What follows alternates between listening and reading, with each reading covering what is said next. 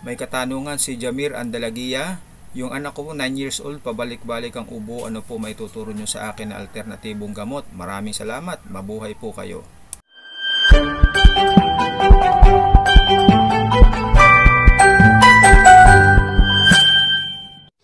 Maraming salamat Jamir sa pagtutok sa ating channel at gayon din sa lahat ng ating mga subscribers, followers, viewers, and visitors. Pasensya na Jamir ha, ngayon ko lang nasagot ang iyong katanungan. Meron akong sample na ipapakita sa iyo kung paano makita ang iba't ibang halamang gamot. Pupunta ka lang sa playlist tab ng ating homepage channel. Ito yung sample.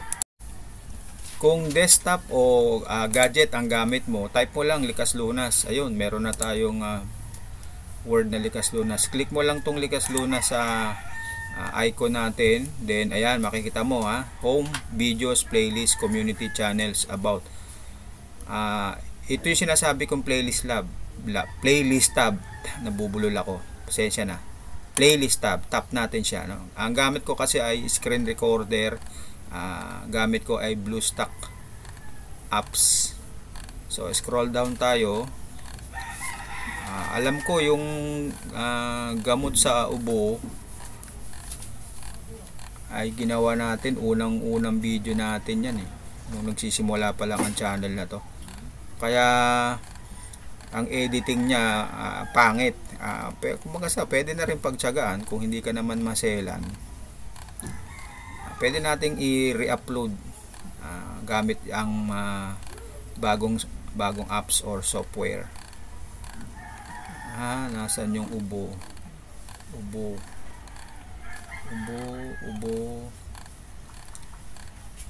Ayan, meron tayong sa hika. Related yan sa baga, no?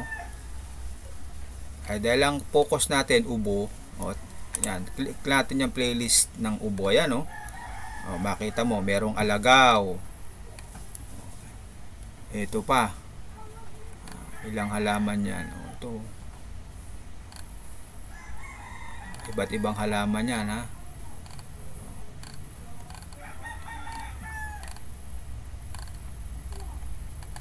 makakatulong sa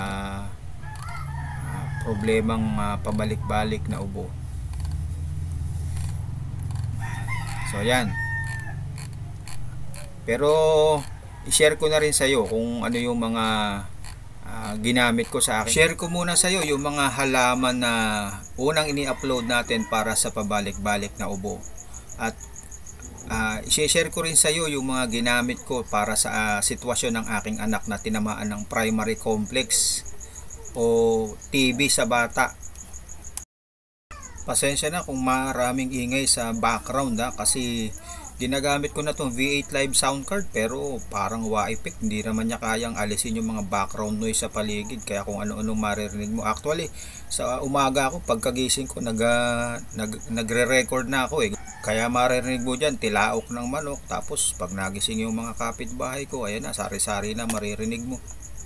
Ang una kong ginagawa sa anak ko yung tinatawag na fomentation. Maghahanda ako ng tubig na mainit, tapos may nakalublob na towel doon, tapos pipigaan ko yun, tapos idadampi ko sa dibdib, sa harap at likod ng aking anak. Ang tawag doon chest fomentation, para magluwag yung makapit na plema sa baga.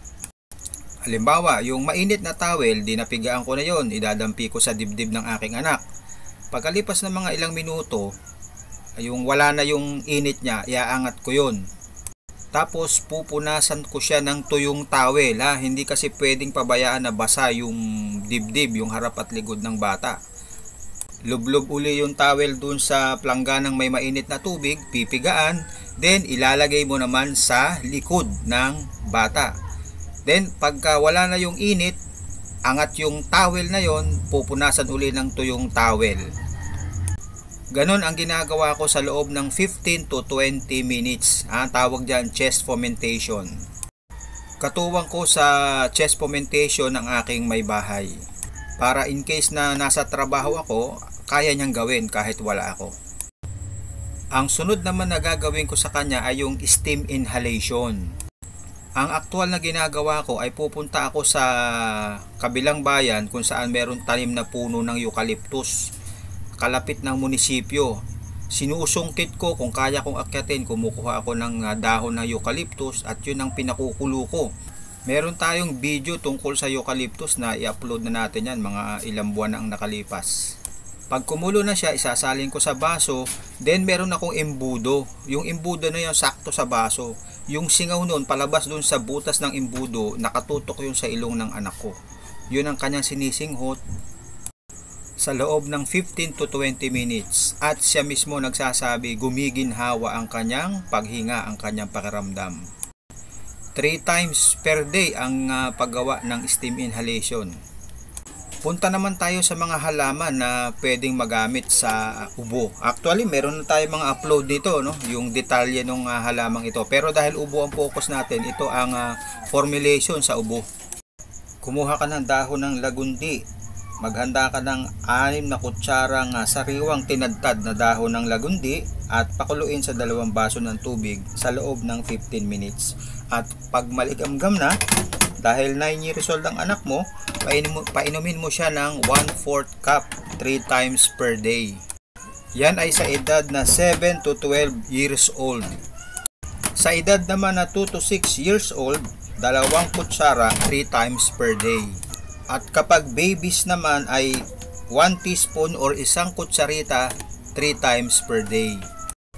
Pasensya na Jamir, napakaingay ng paligid, talagang nakaka-stress. Siguro ang susunod na i-order ko naman yung noise cancellation headset na ginagamit ng mga call center agent para talagang kayang ma-eliminate yung background noise. Number 2 halaman ay oregano leaves. Magpakulo ka ng 1 tasa ng tinadtad na dahon nito sa 2 baso ng tubig sa loob ng 15 minutes. Ang dosage nito sa 7 to 12 years old, 1/4 cup 3 times per day.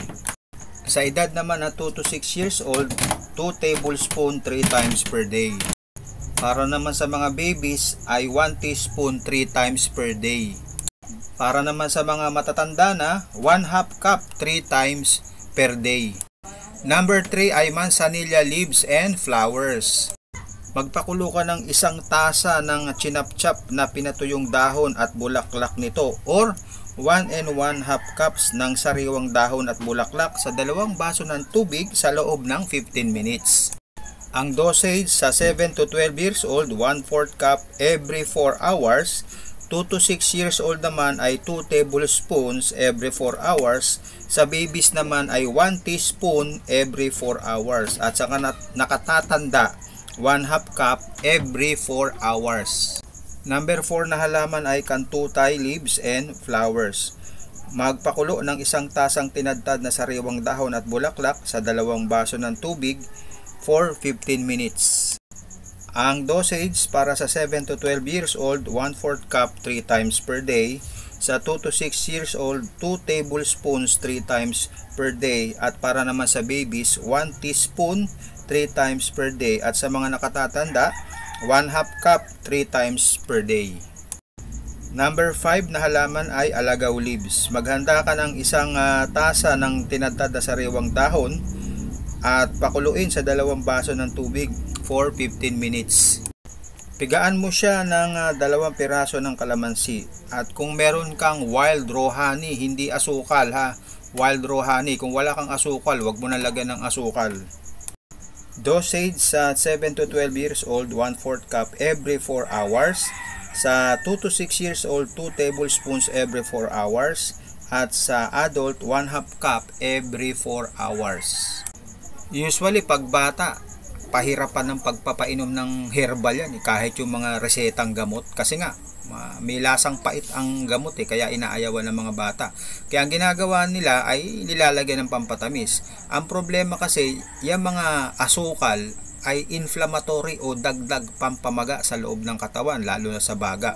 Kaya hindi pinapayo na isama yung asukal na yan kasi nababaliwala yung health benefits ng halaman pag sinamahan mo ng asukal.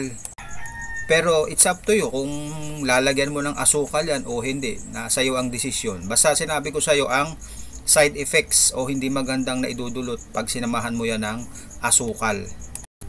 Grabe, no? Inabot na ng 9 minutes ang halaman na binanggit natin. Wala pa yung halaman na ginamit ko sa aking anak nung siya ay tamaan ng primary cocks infection. Ito naman ang mga halaman na ginamit ko sa aking anak. Colitis na may tinik o kung tawagin niyan ay uray. Nagkalat lang yan sa mga damuhan, lalo na sa mga lugar ng palayan, tumutubo yan eh. Hindi yan pinapansin. Kahit sa mga sukal, nandun lang yan, no? Hindi yan pinapansin dahil akala nila pagkain ng kambing eh. Totoo naman, pagkain talaga ng hayop yan eh. Ang ginagawa ko dyan ay walang sapat na dami yan. Ikaw na magtansya kung gaano karami ang kukunin mo. Ako, ang ginagawa ko, basta isang baso. Tapos, ini-sterilize ko muna siya. Binabantuan ko siya ng mainit na tubig.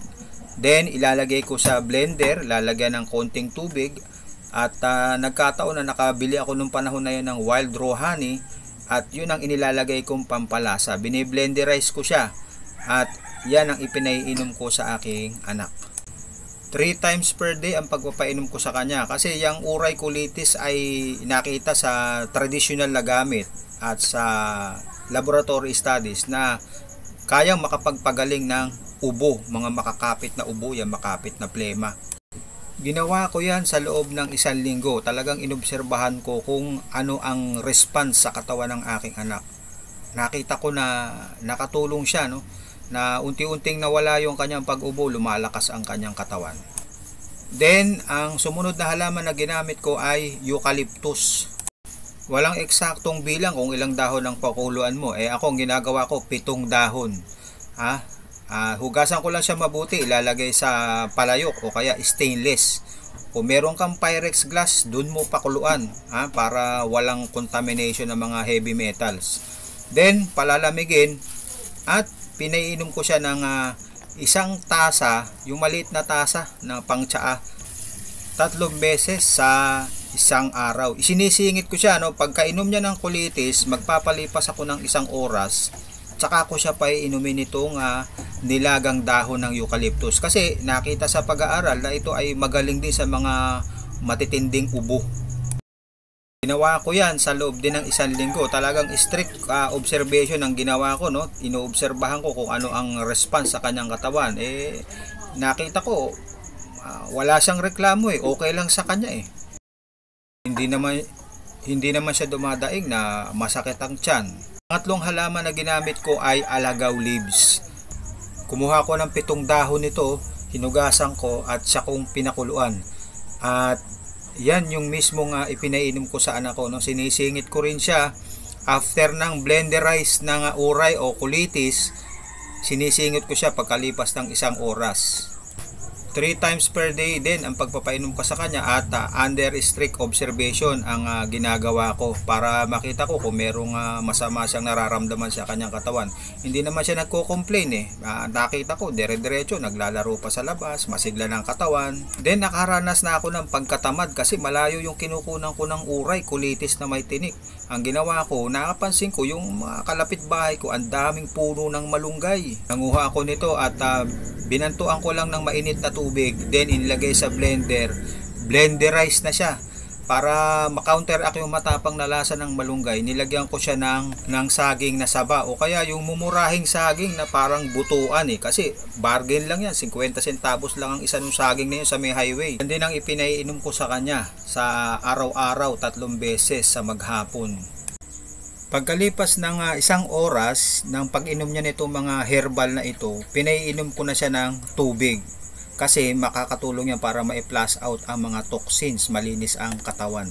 Kung siya naman ay nasa school, pinagbabaon ko na siya ng 1 litrong tubig. Number 5 na halaman ay carrots.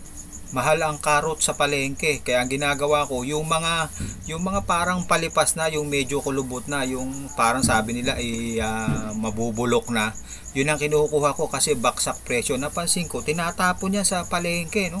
Sa mga tabing daan ng market, nakikita ko, pinipick up lang ang basurero. Kaya ang ginawa ko, yun ang hinahanap ko, yung mga ganong klase ng carrots, yung baksak presyo na, hinuhugasang mabuti at binabalatan. Kasi nga, iniiwasan ko yung contamination ng pesticides. Ilalagay sa blender at samahan ng konting tubig, blenderize, then yan ang pinapainom ko sa aking anak. 3 times per day before meals. Pati rin yung ibang blenderized herbal plant na pinapainom ko sa kanya before meals kasi mas maganda ang absorption yan sa katawan. Isa pang halaman na ginamit ko sa kanya, yung blenderized na radish o labanos. Nabanggit natin dito sa nakaraang video na bawal yan sa mga merong mga problema sa baga sapagkat ito ay nag-i-increase ng bloatedness o hangin sa katawan na posibleng mahirapan kang huminga. Pero ang ginawa ko, sinubukan kong gamitin yan sa aking anak. Nagkataon kasi na marami kaming tanim niya, no? Hindi nga lang siya mahaba ang bunga na isang ruler ang haba. Mga maliliit lang, isang dangkal lang. Kaysa masayang at wala pati yung pesticides, walang fertilizer, yan ang ginamit ko. Blenderized din yan, no? Nilalagay ko sa plastic bottle pag pupasok siya ng school. Sabi ko sa kanya, yan ang pinakatubig mo sa maghapon. Bukod pa yung baon niyan tubig, ha? Bahala na siya maglagay ng interval kung anong uunahin niya, tubig o yung blenderized labanos radish. Merong pangyayari na naisipan niyang uminom nitong blenderized labanos. Kaya ang ginawa niya, kinuha niya yung plastic bottle, binuksan niya at uminom siya. Ngayon, naamoy pala nung kanyang advisor. Sabi nung advisor, ano yun? Ang baho, amoy utot. No side effect naman sa aking anak. Pero dahil nga nasabi natin sa nakaraang video na isa yan sa makapagpapataas ng hangin sa loob ng iyong katawan at baka mahirapan kang huminga, ay wag mo nang gawin o wag mo nang kainin. At sa panghuli, ano nangyari doon sa mga sandamakmak na niresetang antibiotics para sa primary cox infection ng aking anak? Wala, hindi na inom, nasayang lang ang pera, nakatiwangwang sa bahay namin hanggang sa itinapon na namin.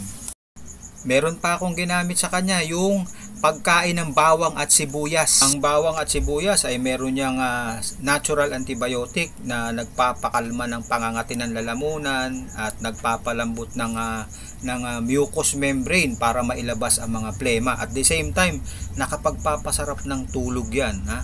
At nakapagpapalinis din ng ating bituka.